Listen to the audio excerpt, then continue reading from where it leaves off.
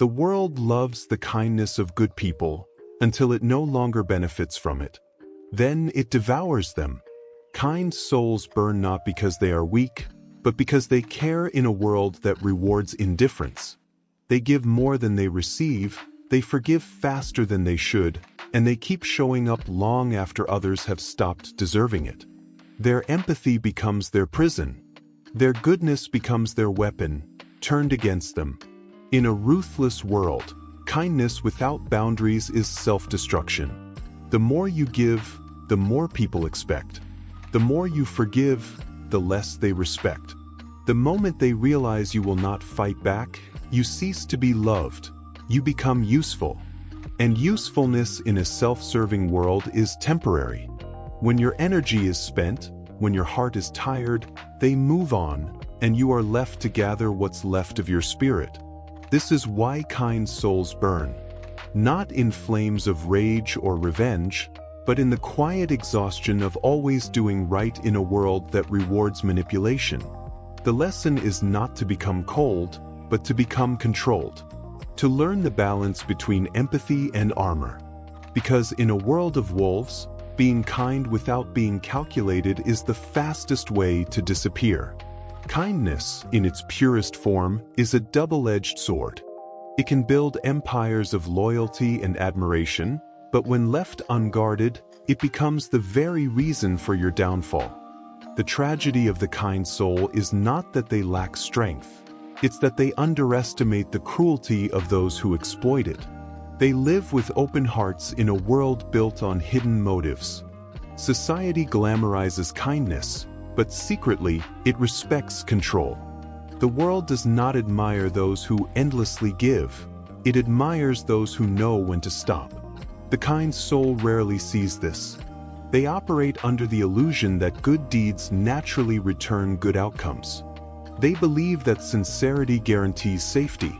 But human nature is far more complex and far more ruthless. People do not always respond to goodness with gratitude. Often, they respond with greed.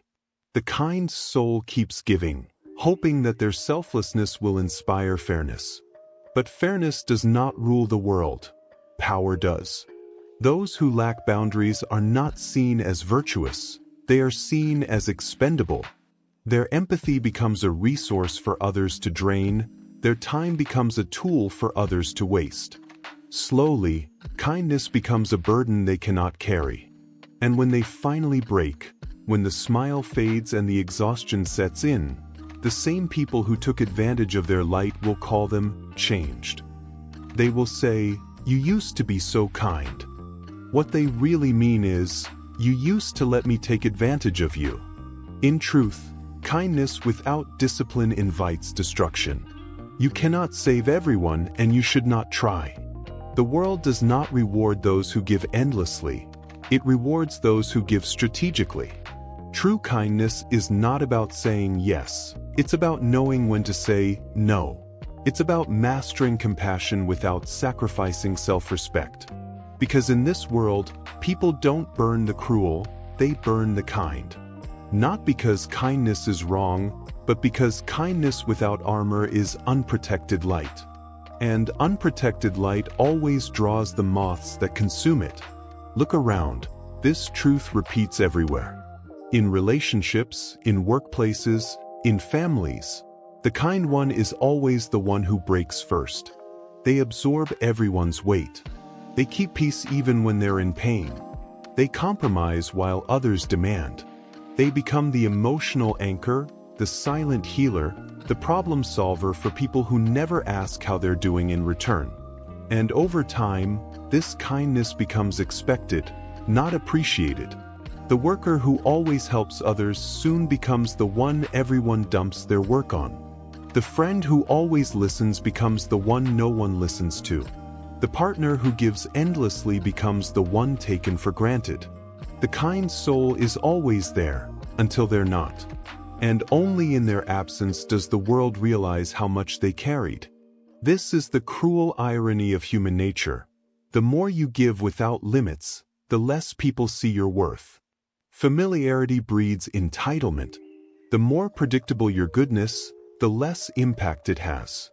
The world begins to believe that your kindness is not a choice, but an obligation. And when you finally stop, they don't thank you for what you gave. They resent you for what you no longer offer. That's why kind souls burn quietly. They don't explode, they erode. Piece by piece, they lose themselves trying to maintain peace with people who were never interested in mutual respect. They internalize guilt for things that were never their fault. They think setting boundaries makes them selfish. But boundaries don't make you selfish. They make your kindness sustainable.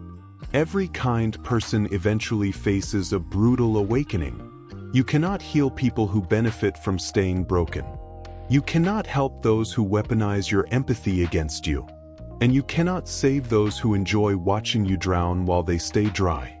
The more you try to prove your worth through sacrifice, the more invisible you become. It's not because the world hates kindness. It's because the world respects what it fears losing.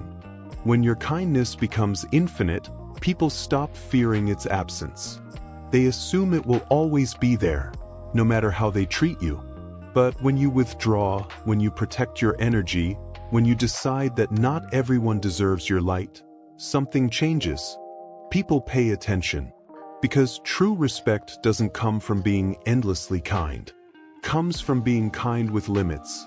Controlled kindness is power. It's the ability to give without being used, to care without being consumed. So yes, kind souls burn, but only the ones who never learn to control their fire. Those who do, those who set boundaries, become something else entirely. They stop being victims of their empathy. They become its masters. The transformation begins when you stop mistaking silence for peace and self-sacrifice for virtue. The world has conditioned kind people to believe that tolerance is strength, but unchecked tolerance is weakness disguised as virtue. To stop burning, you must learn to guard your light. Not by extinguishing it, but by controlling who gets access to it. The first transformation is emotional discipline. You cannot give to everyone and expect to remain whole. Your empathy must be selective. Observe people before offering your energy. Study patterns, not promises. The same heart that heals can also attract parasites. Those who feed off compassion but never reciprocate it. Withdraw your kindness from those who only understand taking. This is not cruelty. It is preservation. The next transformation is setting sacred boundaries. Boundaries are not walls, they are gates. They protect your peace from those who drain it. They remind others that your kindness is a privilege, not a resource to exploit. Every time you say, no, you remind the world that your energy has value. Boundaries don't limit kindness, they refine it. Then comes strategic detachment. Detachment is not coldness, it is clarity. It means helping others without losing yourself in their chaos. It means refusing to internalize their problems or emotions. The detached mind sees everything clearly: who deserves help, who needs distance, and who must be left behind. Finally, embrace controlled indifference. Not apathy, control. You do not owe the world a reaction to every pain, insult, or manipulation. Silence, when deliberate, is a shield. The less you explain, the less you're exploited. The less you chase validation, the more power you command. When you stop reacting emotionally, you stop burning. You become untouchable. This transformation is not about abandoning kindness. It's about weaponizing it. Controlled kindness commands respect because it comes from strength, not fear. You give when it serves your principles, not your guilt. You walk away when peace costs your sanity. You love deeply but wisely. The world doesn't need more kind people. It needs strong, kind people. People whose compassion is fierce but focused. People who give light without letting others drain it. People who know that true goodness doesn't mean being a martyr. It means being a master of your own energy. Because when you learn to protect your kindness with strength, you stop burning. You stop begging for reciprocity. You stop seeking validation. And you start walking through the world with quiet power, radiant, controlled, and untouchable. In the end, kindness is not weakness, it's power restrained. But power without control consumes itself. The kind soul burns because they forget that even light needs protection. You can be compassionate without being compliant. You can be giving without being drained. You can care deeply and still walk away when respect is no longer returned. When you master that balance, your kindness becomes something else, commanding. People no longer use you, they respect you. They no longer take your silence for weakness, they feel its weight. You stop being the victim of your empathy and become its architect. Remember this, kindness without limits destroys itself. But kindness with discipline, with boundaries, with emotional precision, that's a force few can touch. The goal is not to stop being kind. The goal is to stop setting yourself on fire to keep others warm. Because once you learn to protect your light, you stop burning.